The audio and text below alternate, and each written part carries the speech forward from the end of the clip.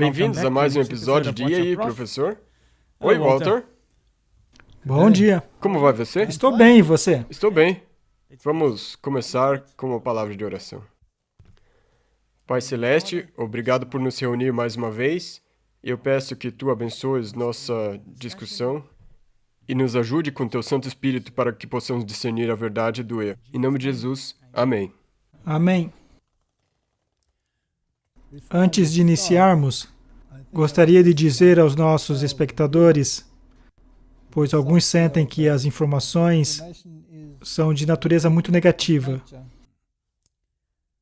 O próprio fato de haver tanta informação negativa nos diz onde estamos na corrente do tempo. E isso é uma boa notícia. A boa notícia é que essa bagunça logo acabará. E não devemos perder de vista a vitória final da justiça sobre a injustiça. Sim, absolutamente. Nós também vamos fazer uma discussão sobre isso. Pois, afinal de contas, é isso que nos sustenta. Exatamente. Não somos sustentados por informações negativas. Isso é deprimente. Absolutamente. Mas se analisarmos à luz do cumprimento profético e virmos que a linha de chegada está logo à frente, isso deverá, na verdade, nos encorajar.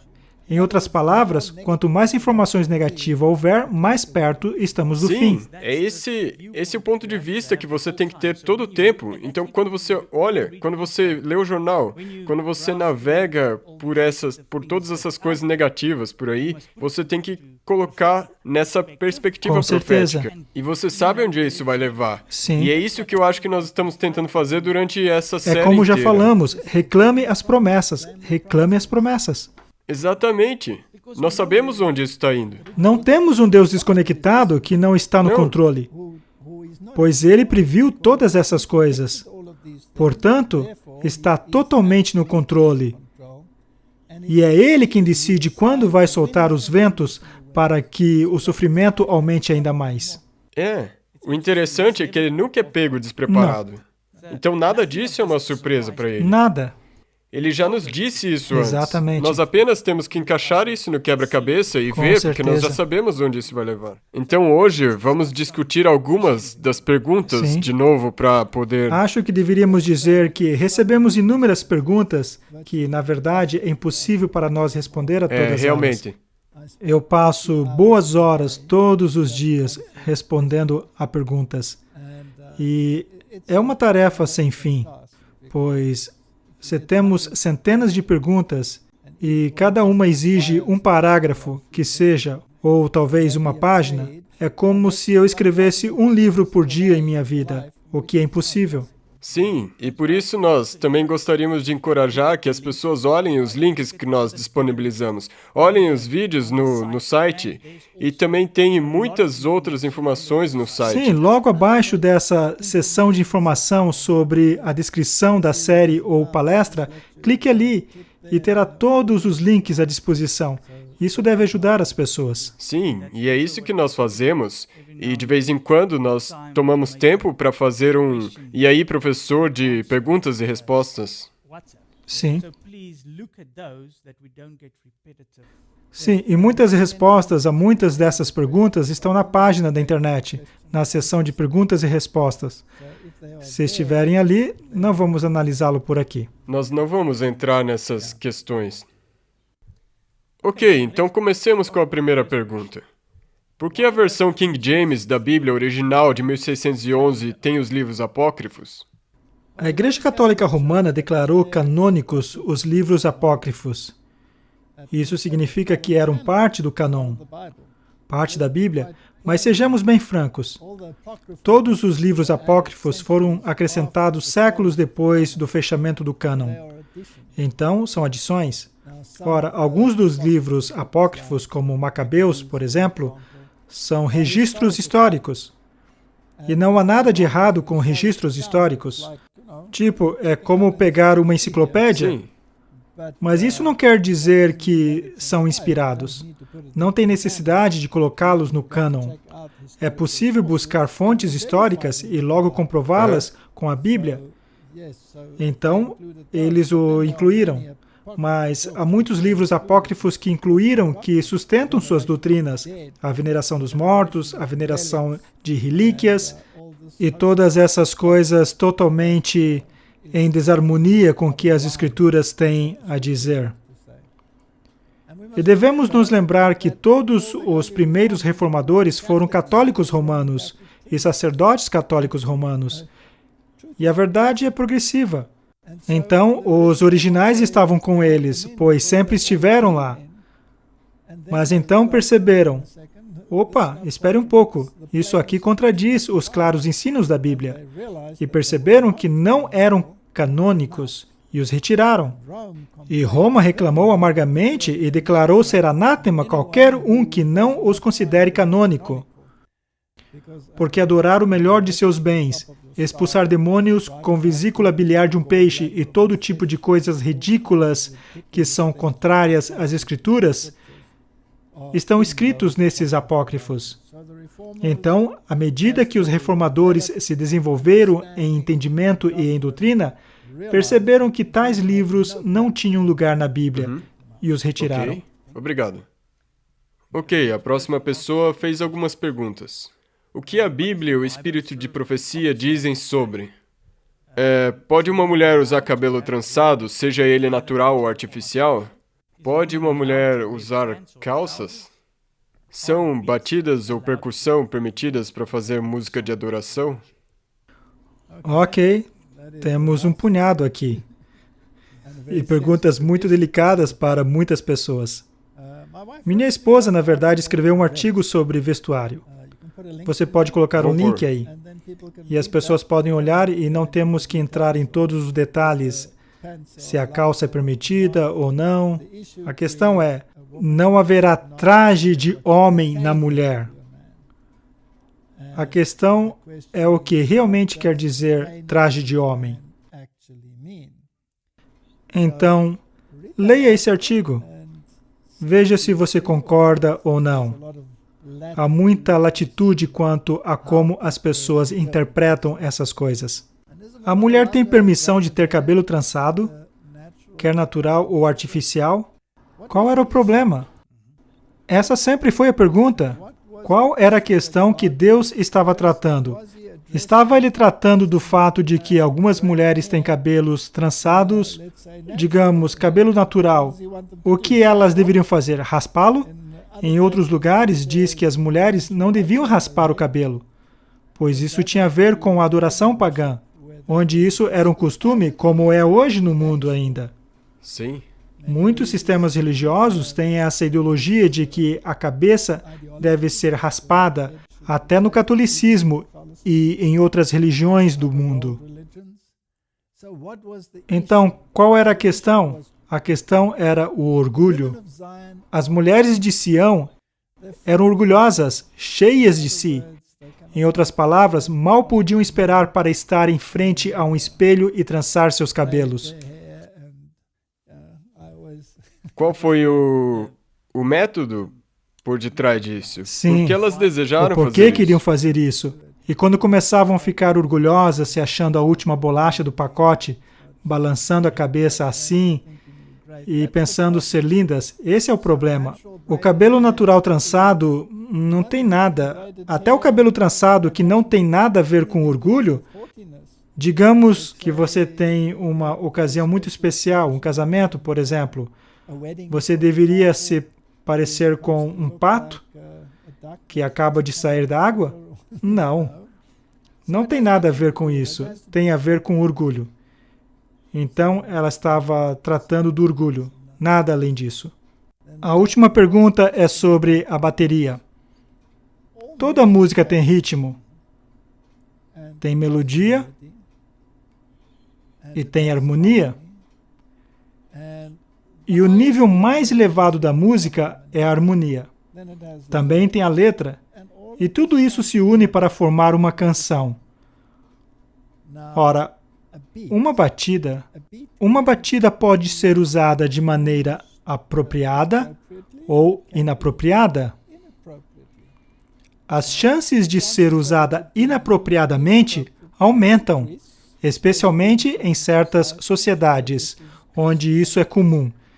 E a batida era usada tradicionalmente para ativar o Lao, os deuses inferiores. Em outras palavras, era usada na adoração pagã para criar um estado de consciência. Então a batida é um problema, especialmente no que se refere à batida sincopada. Dá para usar a batida sem tambores. É possível inserir uma batida na canção que você está tocando com o seu instrumento, e isso estabelece o ritmo. Mas, ao usar tambores para acentuá-lo, corre-se o risco de ir numa direção contrária. A pergunta é: como é a música celestial? Eu suponho que a música celestial seja calma, melodiosa, bem articulada, harmoniosa.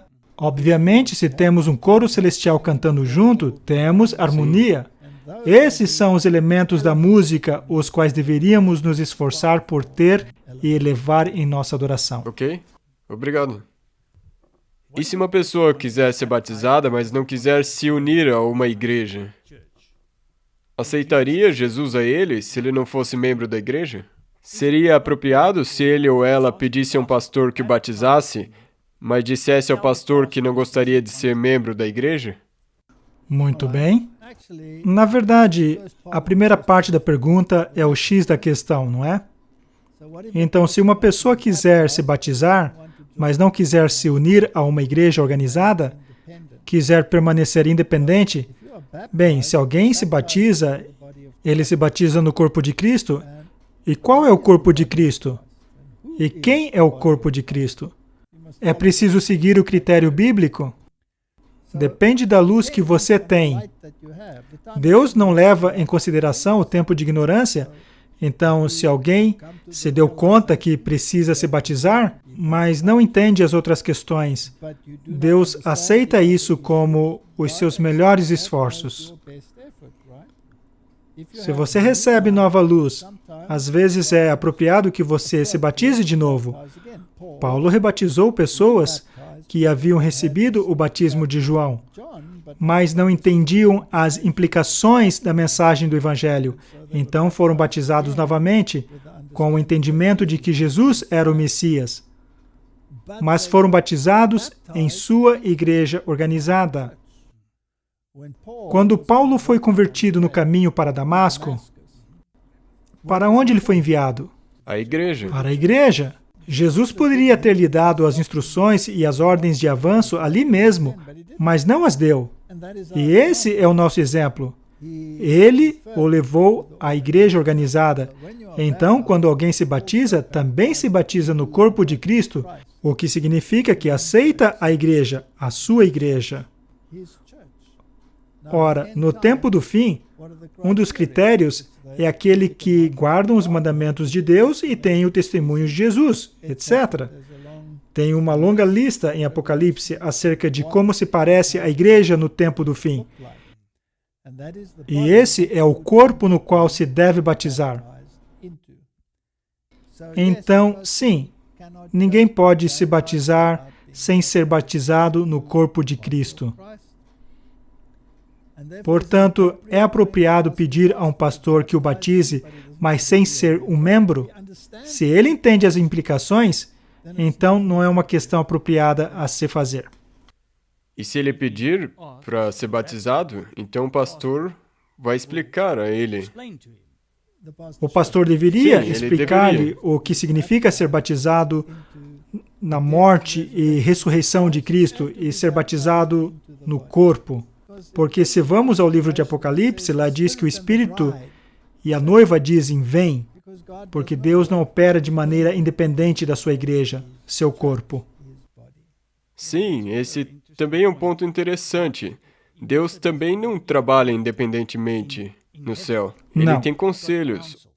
Ele Ou tem um conselho. concílio, ele não é um tirano. Ele tem um concílio, e nós sabemos que houve concílio onde todos os representantes vieram e se reuniram.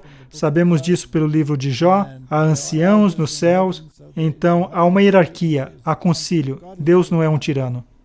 Obrigado. Por favor, explique o nome Jesus. Esse é o nome do Messias ou é Yeshua? Bem, essa é uma outra batata quente. Temos que, mais uma vez, voltar às Escrituras. O Novo Testamento original, tanto pelas evidências internas quanto externas, foi escrito em grego. E o grego não foi uma tradução. Foi escrito em grego.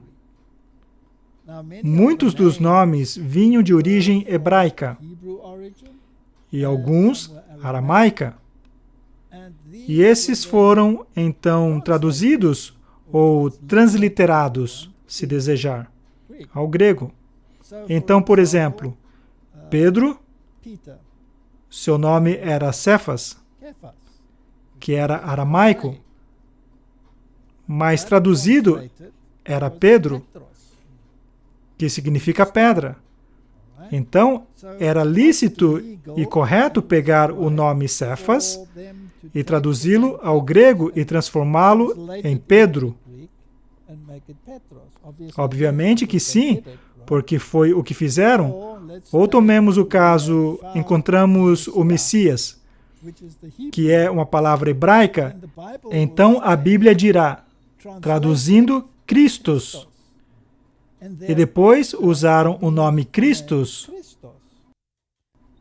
Então, era lícito tomar uma palavra de conceito hebraico, Messias, e transformá-la no equivalente grego, Christos? A resposta é sim, porque foi o que fizeram, não é? O mesmo se aplica para o nome que usamos para Jesus.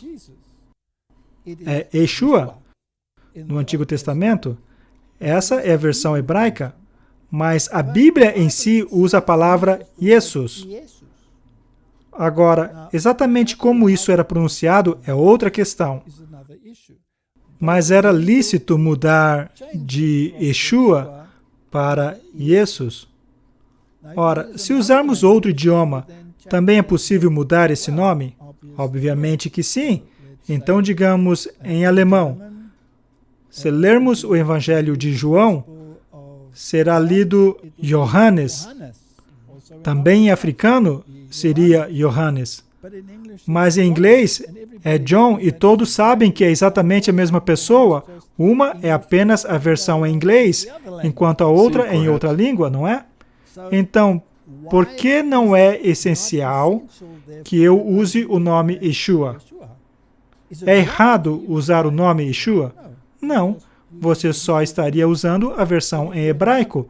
Mas se você não é hebreu, se for grego, poderia usar Jesus? A resposta é sim. Ora, se for inglês, pode usar Jesus? Sim. Então se torna inglês. Algumas pessoas dirão, mas originalmente não havia J. Tudo era Y. Mas as línguas também avançam. E se voltarmos às Escrituras, onde Jesus fala em aramaico, por exemplo, quando ele estava na cruz e disse, por que me abandonaste? Deus meu, por que me abandonaste? Mas o dialeto que ele usa é diferente do dialeto que se encontra, por exemplo, no livro de Daniel. Então temos uma mudança progressiva e era algo legal para ele, porque ele mesmo fez. Então, quando a língua muda, eles trouxeram a língua J e muitos não ficaram felizes com isso, por causa do som que ele implica. Tudo era Y. E pela palavra, tínhamos que usar a pronúncia para essa palavra específica. Ou seja, se dissermos yes, seria com um I, não é? Teria um som de I, mas se dissermos Júnior, é um som de Ju, mas também era soletrado com um Y. Se você é um estrangeiro, dirá, com licença, por que ambos se soletram com um Y e um se pronuncia I e o outro J? Então, em inglês, para enfatizar a pronunciação J, eles introduziram a letra J. Ora, isso é mudar o nome? Eu estou mudando o nome? Não. Você está operando pelas regras do idioma. Então, sempre dou o exemplo de se eu for à Polônia. Então, meu nome seria Voltaire. Mas não sou Voltaire, sou Walter. Mas, na verdade, nem sou Walter, pois sou alemão, na verdade sou Walter. Então, qual será o nome agora? Bem, se eu estiver na Polônia, sou um Voltaire. Se estiver na Alemanha, sou Walter. Se eu estiver na Inglaterra ou qualquer outra terra que fala inglês, sou Walter. E devo viver com isso, pois é assim que a língua funciona. O mesmo se dá com a Bíblia. Eu acho que não tem absolutamente nada de errado de se referir a Jesus como Jesus. Assim como se eu falar em grego, eu me referia a ele como Jesus. E se fosse um hebraico, falaria com ele como Yeshua. Muito obrigado. Você poderia, por favor, nos ensinar como, por que e quem inventou essa teologia moderna do Apocalipse que você mencionou? Muitos de nossos irmãos aprendem essa versão futurista moderna em suas igrejas e estão certos de que essa é a verdade do Evangelho. Sim, é um fato muito estranho da história que as pessoas possam mudar seu entendimento, mesmo se estiver em um terreno sólido. Se estudarmos as Escrituras, não há dúvidas de que a profecia é apresentada de maneira histórica continuamente. Pegue o livro de Daniel, Daniel 2, Daniel 7. Há uma progressão histórica contínua ao longo do tempo. Começamos com Babilônia, vamos para o Império Medo-Persa, Império Grego, Império Romano e o Império Romano Papal. Essa é a progressão ao longo do tempo. Se tomarmos o livro de Apocalipse, pegamos as 7 igrejas e aplica-se o mesmo padrão. Há uma progressão histórica ao longo do tempo.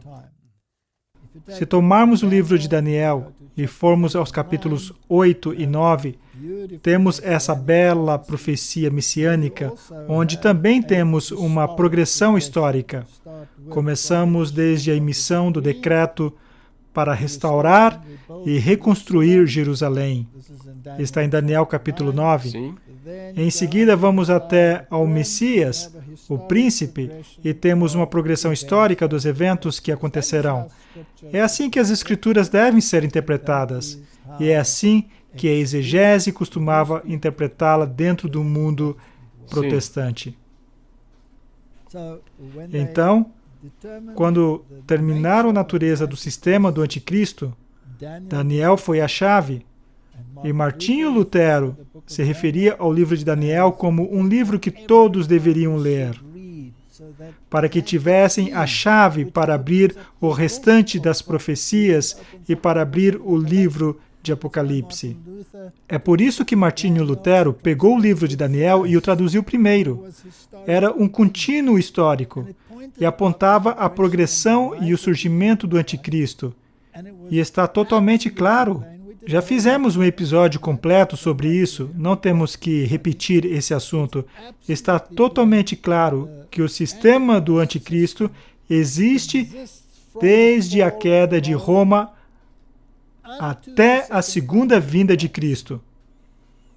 Agora, eles pegam essas mesmas profecias e a distorcem, retiram-na de seu contexto, lançam uma semana para o futuro, sem qualquer progressão aparente, tornam uma profecia de tempo, onde se usa um dia por um ano como um dia literal, sem nenhuma sustentação bíblica, e chegam a uma ideia futurista, de um anticristo futurista. Ora, de onde vem essa ideia? São ideias da Contra-Reforma, preterismo e futurismo. Os jesuítas, Ocasa e Rivera, criaram esses sistemas que foram, mais adiante, refinados pelo cardeal Bellarmino, outro jesuíta, para tirar o foco da profecia progressiva e da clara descrição de Roma como o anticristo, e lançá-la no futuro, quando a igreja nem se preocupará com ela, pois supostamente já terá sido arrebatada. O que novamente contradiz o próprio sentido das Escrituras. Os hebreus não foram removidos do planeta por um arrebatamento durante as pragas. Esse é o tipo, e o antítipo será o mesmo. Eles não foram removidos da tirania de Faraó, mas sujeitaram-se a ela. Não haverá arrebatamento com somente aqueles que não cumprirem as condições estando sujeito ao anticristo. Não. É preciso ser consistente no que se trata de interpretação da Bíblia. Então, essas teologias modernas vêm da casa jesuíta católico-romana e têm sido infiltrada nas igrejas, quer direta ou indiretamente. Sim. Então, o mundo todo passou a aceitá-la como a norma. Tudo o que eles têm a fazer é estudar o que os reformadores escreveram. Peguem esse livro, Romanismo e a Reforma, se quiserem saber no que criam os reformadores, ou estudem o que Martinho Lutero disse sobre a questão. Peguem o livro Conversas à Mesa e leiam-no novamente. Houve uma guerra contra aquele livro, por um motivo, e houve pena de morte para qualquer um que o tivesse. Então deve ser um livro excelente de se ler, não é?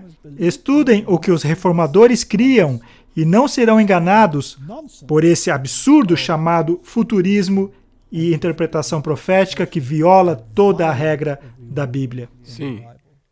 E também nós, no episódio 33, mostramos como Jonathan Cahn e essas pessoas que estavam lá no National Mall tinham essa mesma visão futurística. Isso não é bíblico. Obrigado. Próxima pergunta. Por favor, aborde a crença uma vez salvo, sempre salvo, que é tão popular no YouTube. Não existe tal coisa chamada uma vez salvo, salvo para sempre. Se pegar o livro de Ezequiel capítulo 33, ou qualquer um, verá que a Bíblia é muito clara. Desviando-se o justo da sua justiça e praticando iniquidade aos olhos do Senhor, nenhuma de suas antigas justiças será lembrada, e certamente morrerá, referindo-se à morte eterna. Se o ímpio se desviar de sua impiedade e fizer o que é justo, nenhuma de suas antigas impiedades será lembrada. Essas são as boas novas, porque se aplica a todos nós, pois todos pecamos e carecemos da glória de Deus. Ora, pode um justo se desviar da sua justiça? Com certeza. Claro que sim. E não é mais justo. Então, como sabermos onde nos posicionarmos sobre essa questão? Como somos salvos? Somos salvos pelo sangue do Cordeiro? Pela fé no sangue do Cordeiro? Sim. Aceitamos o sacrifício de Jesus Cristo como sua expiação. Essa é sua justificação. Qual é a evidência da justificação? Santificação. Sim. Você vai parar de fazer o que fazia antes. Exatamente, você para. Você vai parar. Se o justo se desviar da sua justiça, de todas as justiças que tiver feito, não se fará memória. Mas se o ímpio se desviar de sua impiedade e fizer o que é certo, de todas as transgressões que cometeu, não haverá lembrança contra ele. Então, fazer o certo é parte da equação. Não justifica você. O sangue de Cristo e o sacrifício expiatório é o que justifica. É uma justiça externa, imputada. Mas a santificação é uma justiça comunicada. Torna-se parte de sua natureza desejar fazer a vontade de Deus. Mas quando você decide fazer a vontade de Deus, você entra numa batalha. E essa batalha é contra o eu, esse velho homem que se recusa a morrer. Então, diariamente, quando se levantar pela manhã, você pega a Bíblia, a palavra de Deus, e espanca esse velho homem até a morte, recordando-lhe que ele não tem mais o direito de existir, porque você foi lavado e não quer mais, como diz Pedro, voltar como um porco ao lamaçal. Sim. E ficar cheio de lama, ou como um cão ao seu vômito. Não quer fazer isso. Então, não tem nada disso na Bíblia de uma vez salvo, salvo para sempre. Cada dia morro, diz Paulo. Trata-se de uma batalha constante e, finalmente, aquilo que é muito difícil se torna um hábito. E Deus leva você a situações onde você percebe quem e o que você realmente é. Então, pensar que você é a última bolacha do pacote e que você está salvo perpetuamente não é nada senão presunção. Trata-se de uma caminhada diária com Cristo. Sim, porque se fosse uma vez salvo, sempre salvo, então Israel nunca teria que ouvir as palavras que Jesus disse a eles: a vossa casa vos ficará deserta. Exatamente, teriam estado perfeitos, sem problemas. Eu sei que é um caminho estreito, mas é o caminho da justiça. A minha lógica me diz que andar em harmonia com os mandamentos de Deus é lógico. E não somente amar a Deus, mas também amar e respeitar o próximo. E quando não estou em harmonia com a sua vontade, que é como um espelho, onde eu me olho e vejo, estou torto aqui e ali, preciso de um conserto aqui, tenho carregado defeitos ali, e vou consertando isso. Em algum momento específico, em que eu estiver travando grande batalha para fazer o que é certo, eu sou coberto pela justiça de Cristo.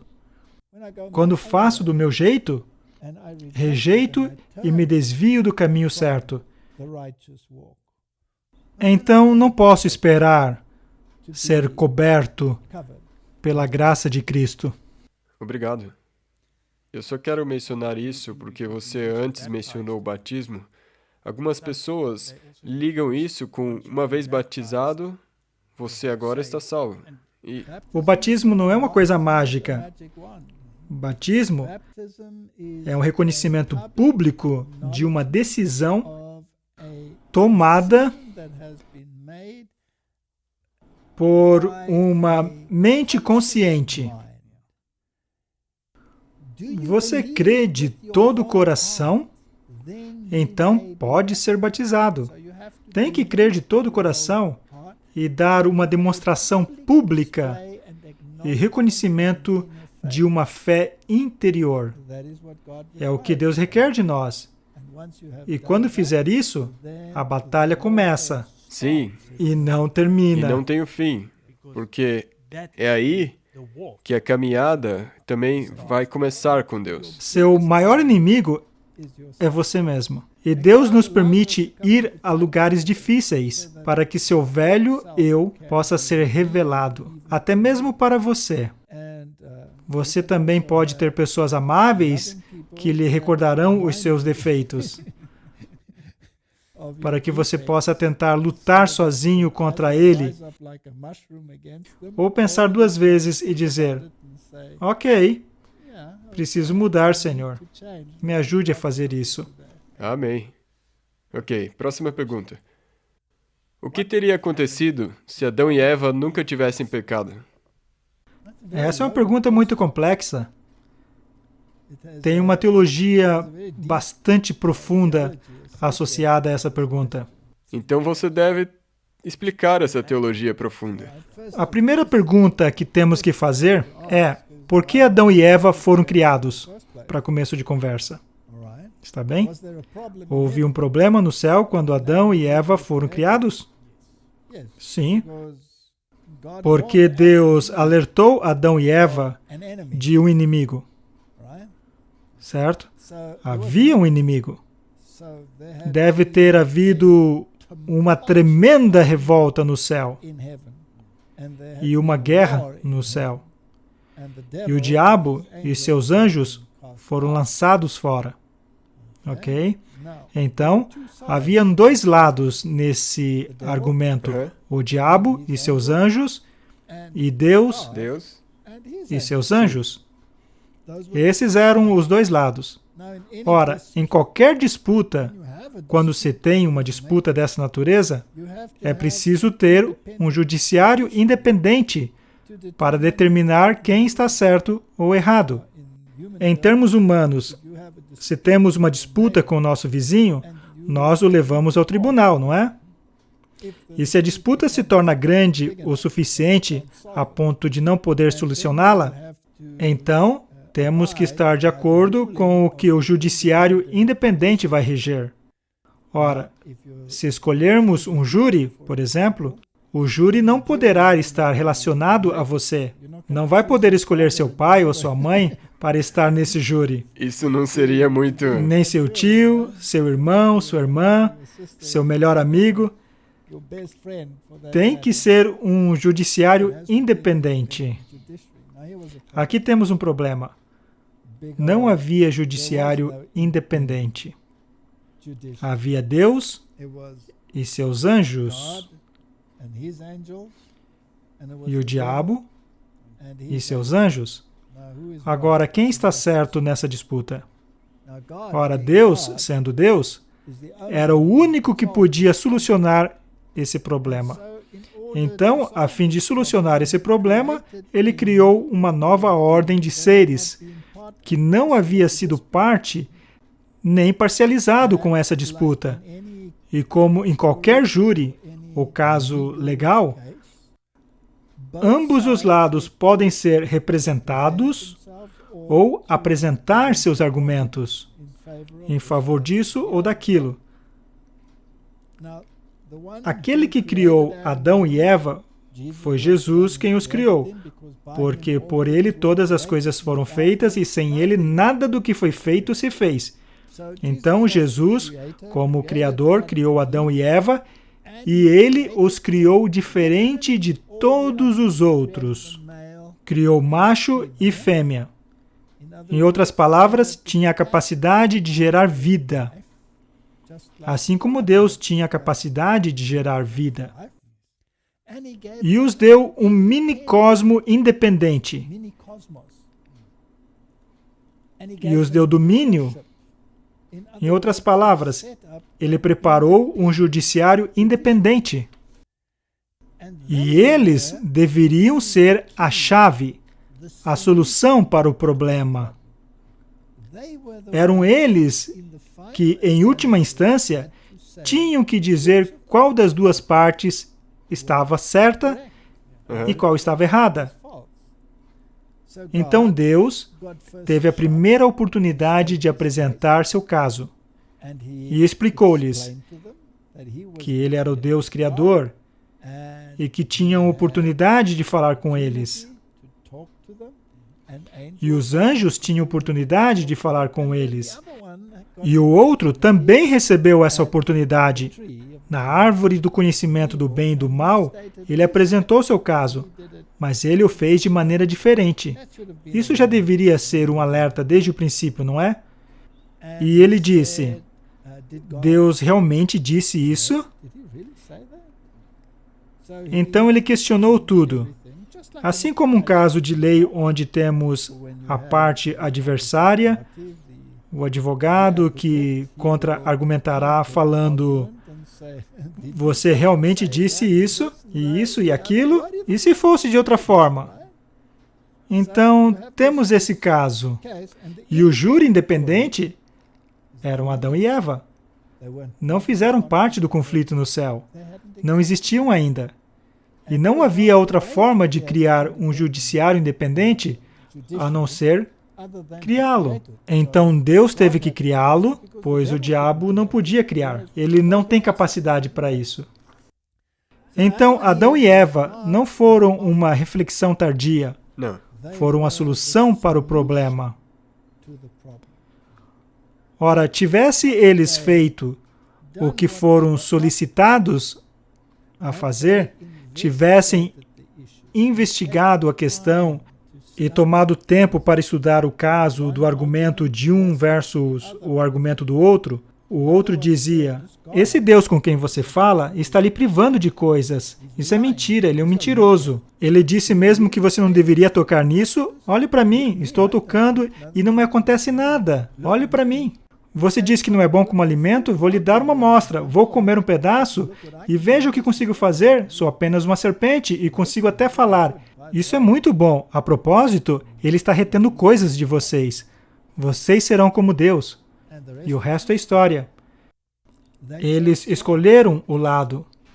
E então sofreram as consequências, Sim. que é uma coisa lógica, não é?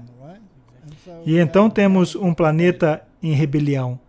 Mas isso não terminou por aí, porque Deus, mesmo nessa situação, ofereceu sua ajuda e um escape, prometendo-lhes um Messias. E, em certo sentido, o homem ainda é um sistema judiciário para determinar quem está certo e quem está errado nesse argumento de uma geração a outra. E nossa geração agora tem a oportunidade de julgar entre o que Deus diz, aqui está, e está bem claro, e podemos questionar muitas das coisas que aconteceram nas descrições desse livro. E podemos ler os livros ocultos e podemos descobrir qual é o outro lado da história. Então, ainda somos um judiciário. Foi uma introdução longa. Não, tudo bem. Mas o que teria acontecido se Adão e Eva não tivessem pecado? Bem, então o júri teria se sentado e dado o seu veredito. E o diabo e seus anjos teriam estado sujeitos a esse veredito. Correto? E se o salário do pecado é a morte, como proclamou Deus, e Adão e Eva, como um judiciário independente, tivesse chegado à conclusão de que a única forma de lidar com isso é pelo juízo executivo, uma vez que o salário do pecado é a morte, então o diabo e seus anjos teriam sido eliminados e teria havido paz e harmonia no universo. E é nessa direção que estamos indo. Bem, vai acontecer novamente. Sim, haverá essa decisão final novamente. Não sabeis que julgareis os anjos? A Bíblia diz isso? Sim. Então, novamente, haverá um sistema judiciário. E a humanidade estará bem envolvida. Porque o livro de Apocalipse nos diz que o juízo foi dado aos santos. Então Deus, como juiz, deu o juízo aos santos. Eles analisam os livros e determinam se esse juízo é justo ou não, que é o que o judiciário faz. E dirão, justos e verdadeiros são os teus juízos, e digno é o Cordeiro. Essa será a decisão final, e então haverá uma destruição do diabo, e de seus anjos, e dos ímpios. E o universo será purificado de toda a injustiça. É claro que dá para levar esse argumento ainda mais adiante, porque houve outra oportunidade. Deus escolheu um povo, os israelitas, e levou-os em conexão consigo mesmo. E deu-lhes bons juízos, e disse-lhes seu lado da história. E explicou-lhes no Monte Sinai sua lei, e explicou-lhes em grande detalhe porque era essencial que a humanidade fosse sujeita a essa lei. Não é? Então Deus apresentou seu caso. Também havia as nações pagãs ao redor, que representaram o outro caso. O que eles escolheram? Infelizmente, o outro lado. Não fizeram escolhas melhores que Adão e Eva. Não. Então, digamos que, e se teoricamente eles tivessem aceito e não rejeitado Jesus como Messias, então, o que teria acontecido? Ele não teria sido crucificado por eles, não é? Mas o salário do pecado é a morte, e a humanidade tinha pecado, e a humanidade precisava de redenção. E sem derramamento de sangue, não há remissão de pecados. Então o Messias teria que morrer.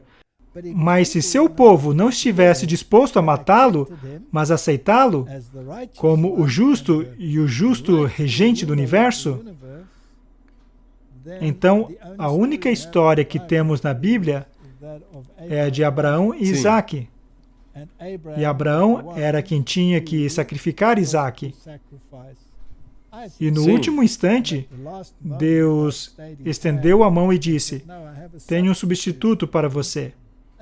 um tipo que serve como o tipo para o grande antítipo, o Messias que virá e que morrerá em seu lugar. Então eu acho que o pai teria assumido o papel e teria sacrificado o filho. E o filho, tendo vida em si mesmo, teria sido ressuscitado dos mortos. E não teríamos tido esse drama terrível que tivemos. E a nação de Israel teria se tornado o reino de Deus.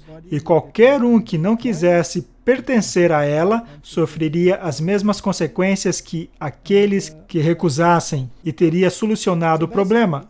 Basicamente, o que estou dizendo é que a humanidade é a solução ao problema do pecado. Ora, ela não consegue resolver o problema do pecado, somente Deus o pode. Mas ela atua como um judiciário independente quanto à justiça dos juízos de Deus. Sim, e o plano ainda não mudou. Porque Israel... O plano é o mesmo. Sim, Israel não viveu de acordo com o que eles deveriam. Então agora, 2000 anos depois, a história ainda não mudou.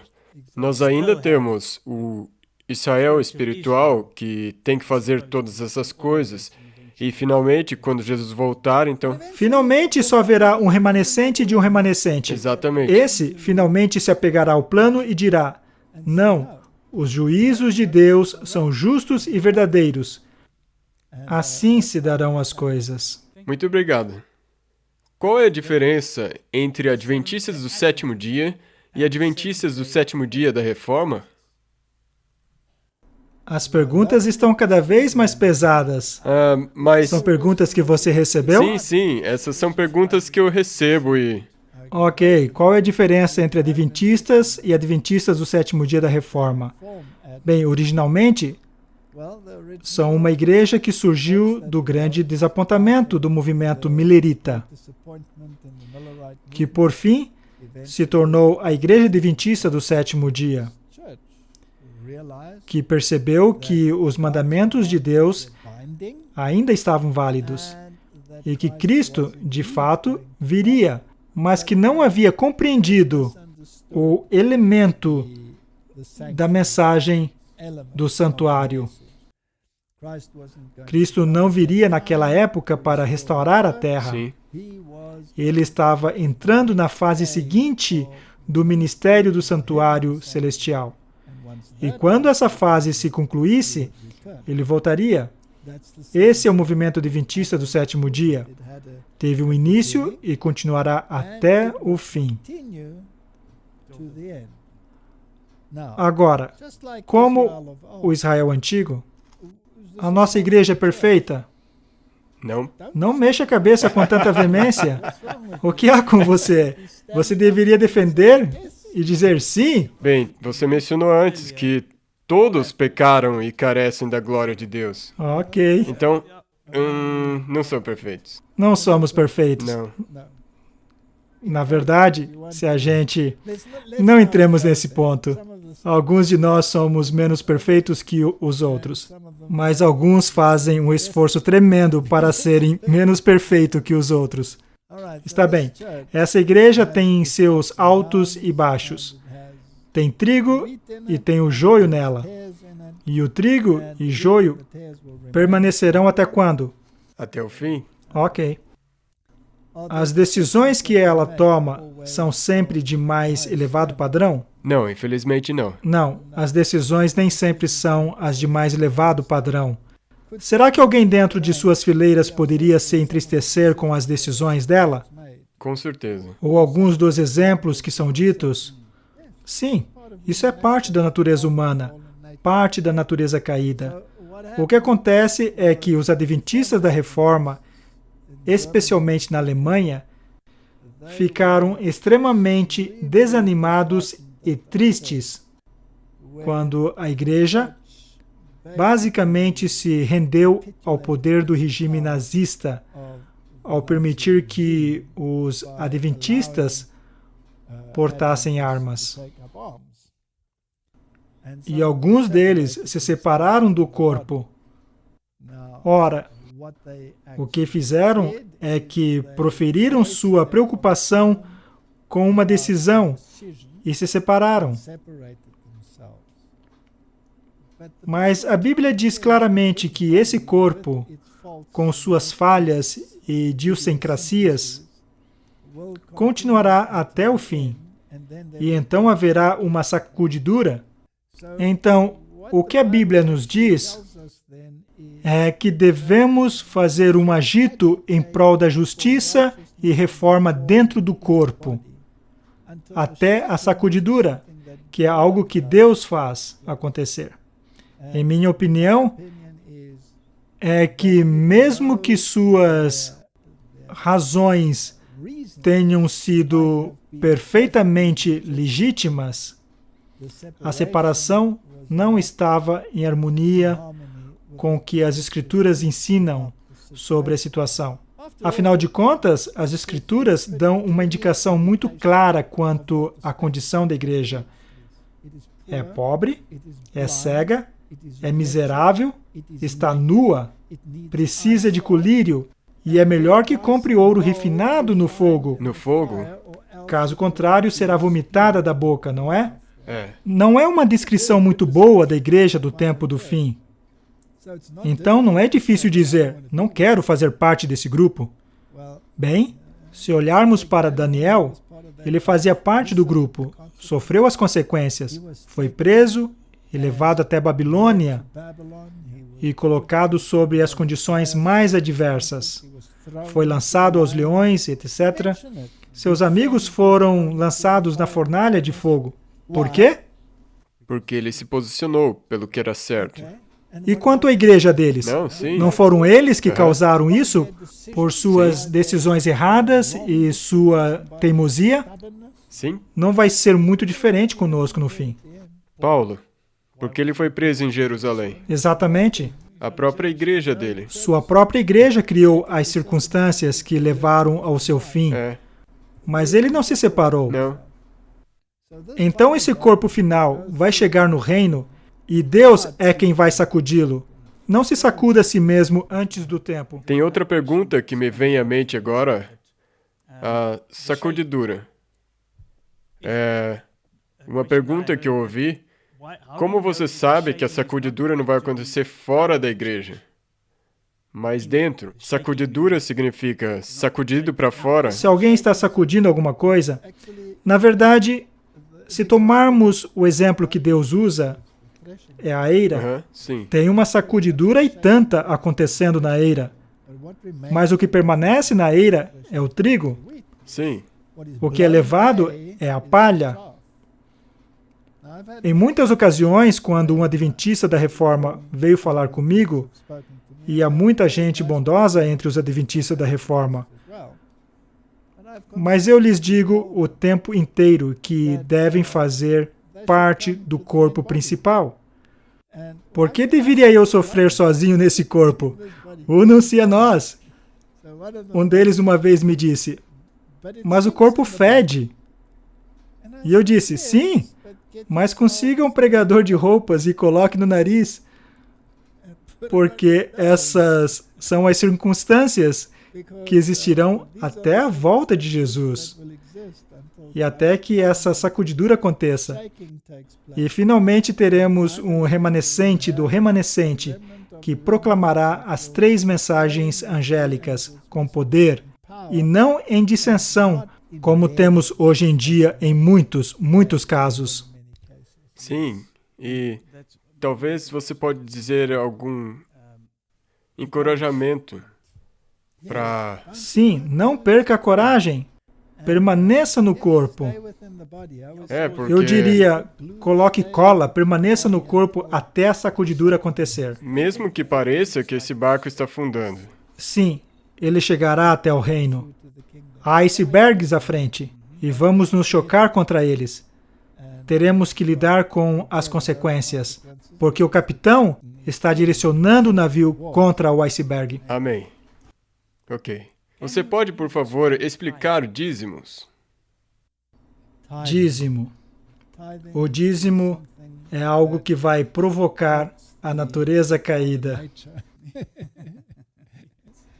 Nós acreditamos que tudo o que temos é pelo que nós fazemos. Mas a Bíblia nos diz claramente que é Deus que nos capacita, até mesmo a obter riquezas, não é? E Deus estabeleceu um sistema por meio do qual Ele sustenta a sua igreja, e se chama dízimo. Ele pede de nós 1/10. Há pouquíssimos governos no mundo que pedem 1/10. Geralmente pedem consideravelmente mais que 1/10. Então trata-se de um sistema muito justo. E ele diz que o dízimo que trazemos é para os levitas. Em outras palavras, é para a sustentação da pregação da palavra de Deus. É para isso que existe o dízimo. Outras coisas devem ser feitas por meio de ofertas. Se quiser expandir sua infraestrutura, não deve vir do dízimo, mas de uma oferta de boa vontade. Há muitos exemplos disso na Bíblia, de ofertas de boa vontade para a reconstrução do templo, por exemplo. Mesmo o santuário era construído com ofertas e não com dízimos. Sim, e também o templo original. O dízimo está aí para sustentar a obra de Deus, e não é seu. É, na verdade, o dízimo de Deus. É um conceito que é incômodo para alguns, porque sentem que tudo é seu, e agora tem que dar algo. Precisamos mudar nossa mentalidade. Uma vez eu disse a um de meus filhos, eu lhe dei uma mesada e disse-lhe para dar um dízimo para o Senhor desse dinheiro. Eu queria lhe ensinar o princípio do dízimo, e foi algo muito difícil para ele. Então eu disse para um dos meus filhos um dia, eu tenho um presente para você. Você se comportou bem, muito bem. Aqui está um presente para você. E dei-lhe uma certa quantia de dinheiro. Logo, eu disse, a propósito, aqui vamos pegar um exemplo, digamos, $10. Eu disse, tenho um presente para você. Tenho $9 para você. Você tem $9, é seu. E eu disse, aqui eu tenho $1, dê esse aqui para seu irmão. E ele saiu correndo muito feliz. Deu aquele $1 para o seu irmão. E ele tinha $9. Eu deixei passar alguns momentos e disse-lhe, eu o chamei e lhe disse, você entregou aquele $1 para o seu... Não era dólar, foi em outro país, mas não importa, é apenas uma história. Você entregou aquele $1 para seu irmão? Ele disse, sim. Eu falei, teve alguma dificuldade em entregar-lhe esse $1? Ele disse, não. Eu falei, por que não teve nenhum problema em entregar esse $1 ao seu irmão? Ele disse, era somente $1. E eu disse, quanto você ganhou? Ele disse, eu ganhei 9. Então eu disse, você está muito feliz com os seus 9. E muito feliz que o seu irmão só ganhou $1, não é? Ele não ganhou 9. Ele disse, sim, achei até legal ter recebido 9 e ele somente 1. Eu disse, mas por que você lhe entregou $1? Ele disse, porque não era meu, era dele. Eu disse, ok, então você não teve dificuldades em lhe dar esse $1. É assim que você deve pensar a respeito do dízimo, não é seu. Deus lhe deu 9 e Ele está lhe pedindo apenas $1 para sustentar a sua causa. E você deveria dizer, uau, eu tenho 9 e o Senhor só quer 1. Com prazer, posso lhe dar algo mais.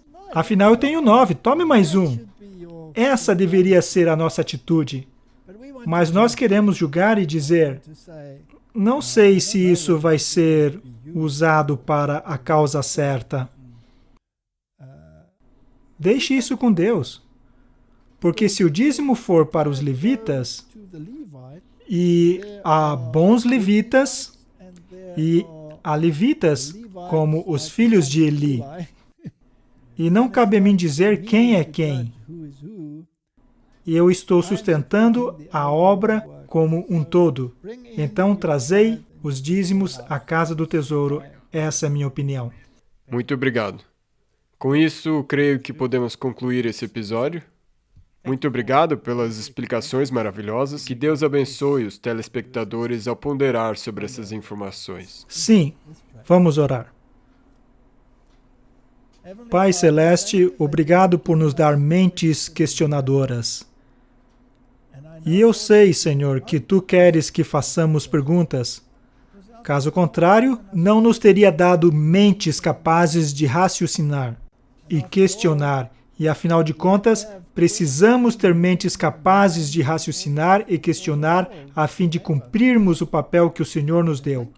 Obrigado pelas respostas que nos deste em Tua palavra, na qual nós, pelo estudo e por meio de uma mente que raciocina, podemos determinar se estamos ou não trilhando um bom caminho. Escolhei hoje, é o que nos dizes, e também nos dizes, vinde e arrazoemos. Obrigado, Senhor, por não passar por alto nossa capacidade de raciocínio, e obrigado por podermos fazer perguntas, e obrigado ainda mais, porque Tua palavra proporciona as respostas. Abençoa-nos ao trilharmos nossa jornada diária contigo e que tomemos decisões diárias quanto ao caminho que desejas que trilhemos. Oramos em nome de Jesus. Amém. Amém. Obrigado por assistir esse vídeo. Para se inscrever, clique aqui. Clique no sininho para receber notificações. Para assistir o próximo vídeo, clique aqui. Muito obrigado!